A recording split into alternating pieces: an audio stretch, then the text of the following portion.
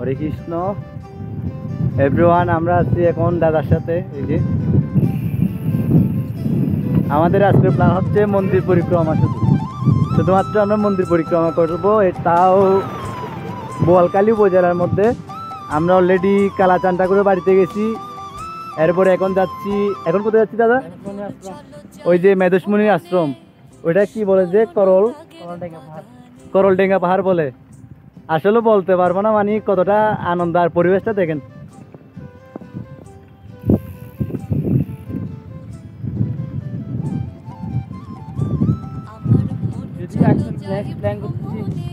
সম্ভব হয়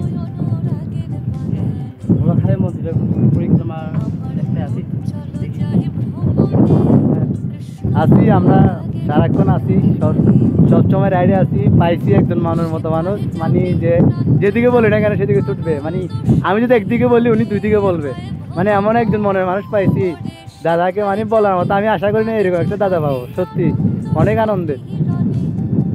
দোয়া করবেন আমাদের জন্য, সবাই আশীর্বাদে রাখবেন, যেন আমরা যাতে বেশি বেশি ট্যুর করতে পারি আর আপনাদের পরিবেশকে দেখাতে পারি।